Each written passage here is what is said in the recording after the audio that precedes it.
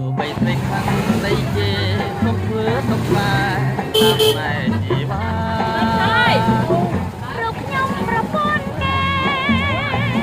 មិនមែនទំនេរអាចណាមានស្ដីក៏បងមិនថាក៏ព្រមស្នេហាជីវ៉ាមានអបពីអើមកពីក៏តែខំឆ្លៀតរែងលោឆាប់ងាប់អូ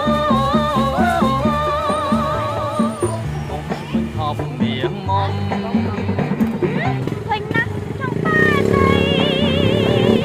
យកបានប្រស្រីតាមជាបានក៏ទឹកមុំលើតែគូក្រំសំឡំ